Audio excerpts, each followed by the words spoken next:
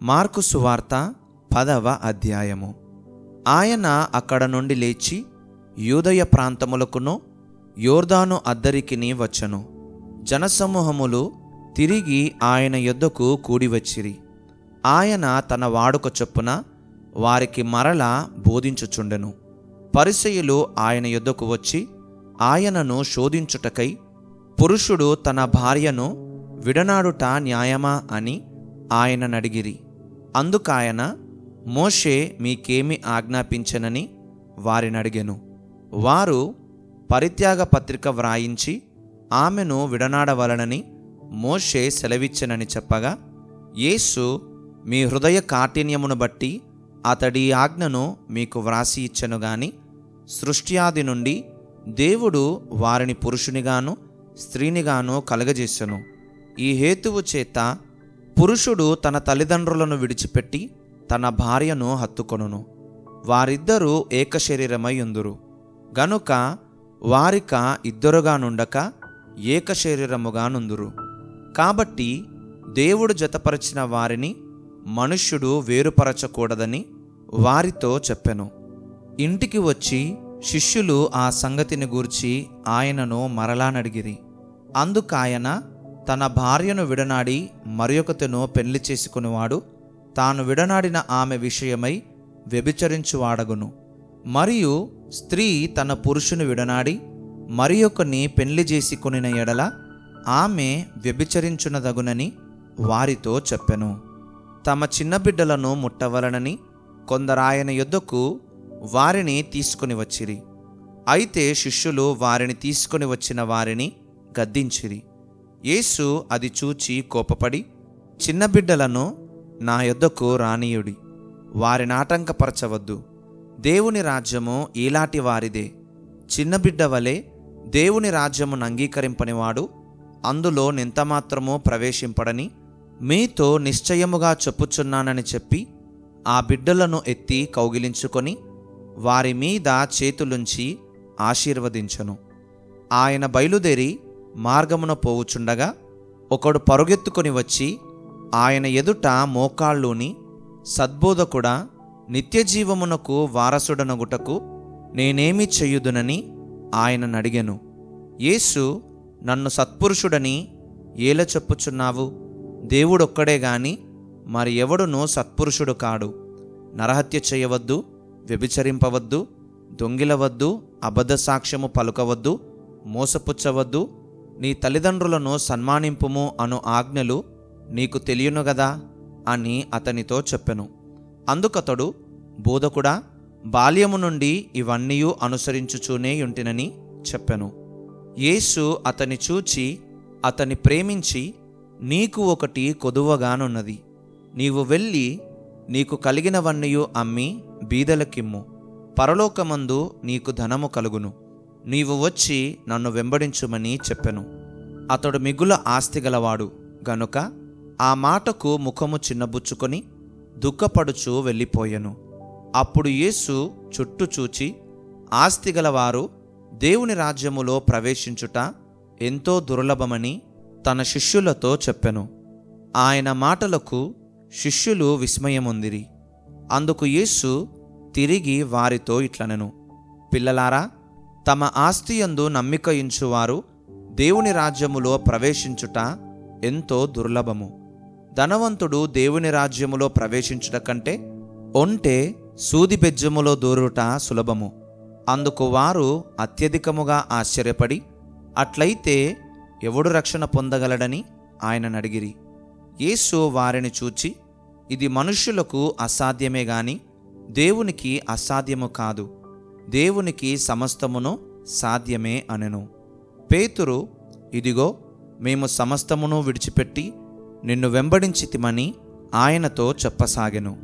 అందుకు యేసు ఇట్లనెను, నా నిమిత్తమును సువార్త నిమిత్తమును ఇంటినైనను, అన్నదమ్ములనైనను, అక్క చెల్లెండ్రనైనను, తల్లిదండ్రులనైనను, పిల్లలనైనను, భూములనైనను విడిచినవాడు ఇప్పుడు ఇహమందు హింసలతో పాటు నూరంతలుగా ఇండ్లను, అన్నదమ్ములను, అక్క చెల్లెండ్రను, తల్లులను, పిల్లలను, భూములను, రాబోవు లోకమందు నిత్యజీవమును పొందునని మీతో నిశ్చయముగా చెప్పుచున్నాను, మొదటివారు అనేకులు కడపటివారగుదురు, కడపటివారు మొదటివారగుదురు అనెను.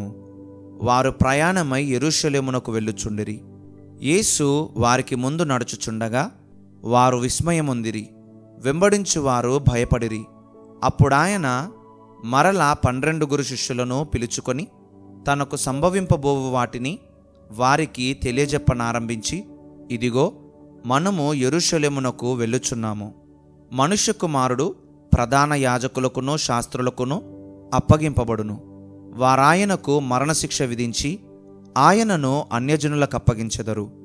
వారు ఆయనను అపహసించి ఆయన మీద ఉమ్మివేసి కొరడాలతో ఆయనను కొట్టి చంపెదరు. 3 దినములైన తరువాత ఆయన తిరిగి లేచునని చెప్పెను.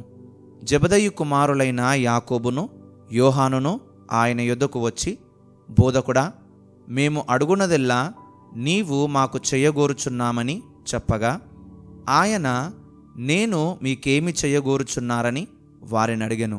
వారు, నీ మహిమయందు నీ కుడివైపున ఒకడును నీ ఎడమవైపున ఒకడును కూర్చుండునట్లు మాకు దయచేయమని చెప్పిరి. యేసు, మీరేమి అడుగుచున్నారో మీకు తెలియదు.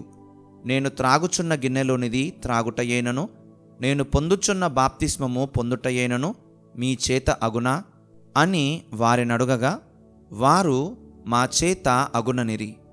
అప్పుడు యేసు, నేను త్రాగుచున్న గిన్నెలోనిది మీరు త్రాగెదరు, నేను పొందుచున్న బాప్తిస్మము మీరు పొందెదరు గాని నా కుడివైపునను ఎడమవైపునను కూర్చుండనిచుట నా వశములో లేదు.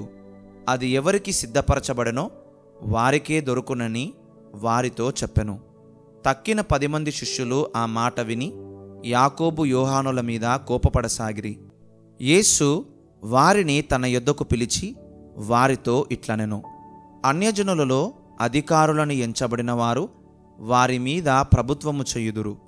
వారిలో గొప్పవారు వారి మీద అధికారము చేయుదురని మీకు తెలియను. మీలో అలాగుండకూడదు. మీలో ఎవడైనను గొప్పవాడై ఉండగోరిన ఎడల వాడు మీకు పరిచారము చేయువాడై ఉండవలెను. మీలో ఎవడైనను ప్రముఖుడై ఉండగోరిన ఎడల వాడు అందరికీ దాసుడై ఉండవలెను. మనుష్య కుమారుడు పరిచారము చేయించుకొనుటకు రాలేదు గాని పరిచారము చేయుటకును అనేకులకు ప్రతిగా విమోచన క్రయధనముగా తన ప్రాణము ఇచ్చుటకును వచ్చెనను. వారు యెరికో పట్టణమునకు వచ్చిరి. ఆయన తన శిష్యులతోనూ బహుజన సమూహముతోనూ యెరికో నుండి బయలుదేరి వచ్చుచుండగా తీమయి కుమారుడగు బర్తిమయ్యను గుడ్డి భిక్షకుడు త్రోవ ప్రక్కను కూర్చుండెను. ఈయన నజరేయుడైన యేసు అని వాడు విని, దావీదు కుమారుడా యేసు, నన్ను కరుణింపుమని కేకలు వేయ మొదలుపెట్టెను. ఊరకుండుమని అనేకులు వానిని గద్దించిరి గాని వాడు, దావీదు కుమారుడా నన్ను కరుణింపుమని మరి ఎక్కువగా కేకలు వేసెను. అప్పుడు యేసు నిలిచి వానిని పిలువడని చెప్పగా వారా గ్రుడ్డి వానిని పిలిచి, ధైర్యము తెచ్చుకొనుము, ఆయన నిన్ను పిలుచుచున్నాడు, లెమ్మని వానితో చెప్పిరి. అంతటా వాడు బట్టను పారవేసి దిగ్గున లేచి యేసునొద్దకు వచ్చెను. యేసు, నేను నీకేమి చెయ్యగోరుచున్నావని వానినడుగగా ఆ గ్రుడ్డివాడు, బోధకుడా, నాకు దృష్టి కలగజేయుమని ఆయనతో అనెను. అందుకు యేసు, నీవు వెళ్ళుము, నీ విశ్వాసము నిన్ను స్వస్థపరచనని చెప్పెను.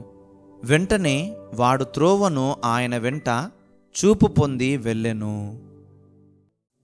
మార్కు సువార్త 11వ అధ్యాయము.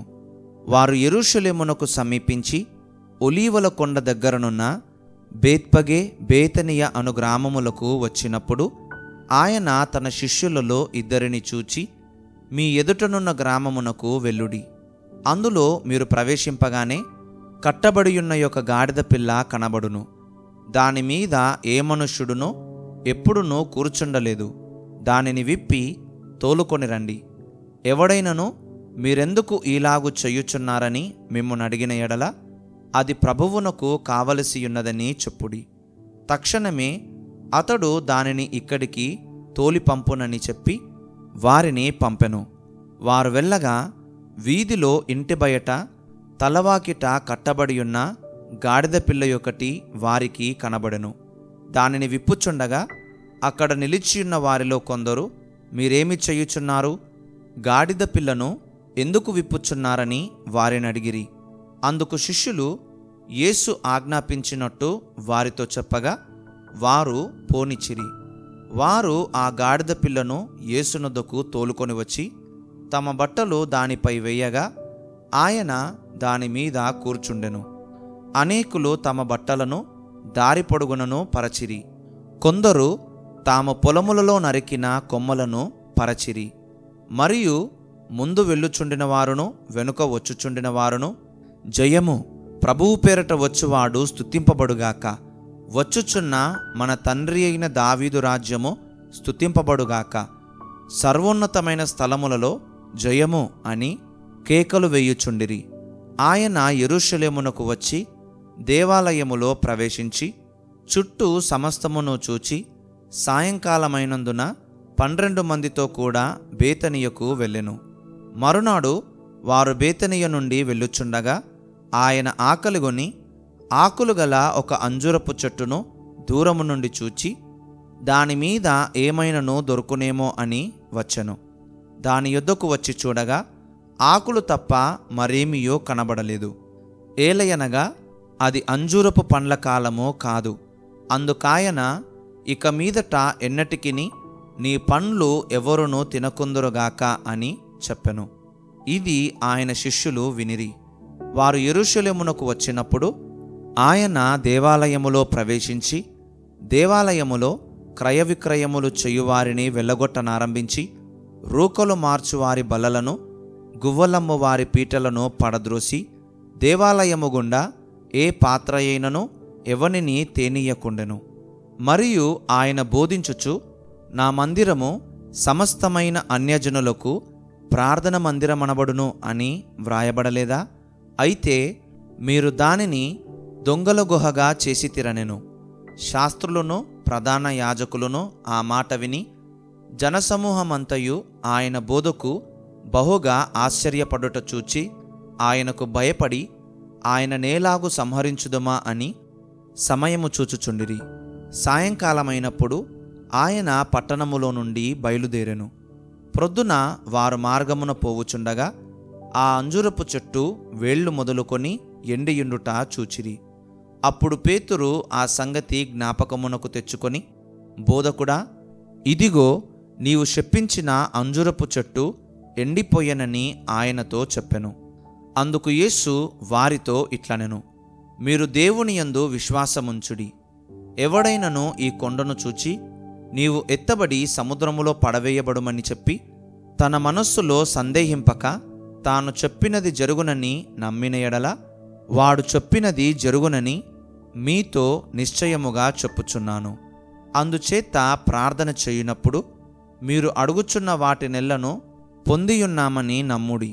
అప్పుడు అవి మీకు కలుగునని మీతో చెప్పుచున్నాను. మీకు ఒకని మీద విరోధమేమైనను కలిగియున్న ఎడల మీరు నిలువబడి ప్రార్థన చేయునప్పుడెల్లను వాని క్షమించుడి. అప్పుడు పరలోకమందున్న మీ తండ్రియు మీ పాపములు క్షమించును. వారు యెరూషలేమునకు తిరిగి వచ్చిరి. ఆయన దేవాలయములో తిరుగుచుండగా ప్రధాన యాజకులను, శాస్త్రులను, పెద్దలను ఆయన యొద్దకు వచ్చి, నీవు ఏ అధికారము వలన ఈ కార్యములు చేయుచున్నావు? వీటిని చెయ్యుటకు ఈ అధికారము నీకెవడిచ్చెనని అడిగిరి. అందుకు యేసు, నేనును మిమ్మును ఒక మాట అడిగెదను, నాకు ఉత్తరమియ్యుడి. అప్పుడు నేను ఏ అధికారము వలన వీటిని చేయుచున్నానో అది మీతో చెప్పుదును. యోహాను ఇచ్చిన బాప్తిస్మము పరలోకము నుండి కలిగినదా, మనుష్యుల నుండి కలిగినదా? నాకు ఉత్తరమియ్యుడని చెప్పెను.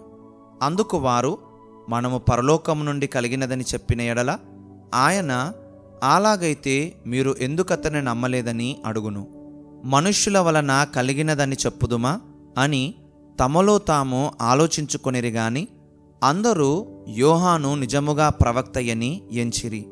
గనుక ప్రజలకు భయపడి ఆ సంగతి మాకు తెలియదని యేసునకు ఉత్తరమిచ్చిరి. అందుకు యేసు, ఏ అధికారము వలన ఈ కార్యములు చెయ్యుచున్నానో అదియు నేను మీతో చెప్పననెను.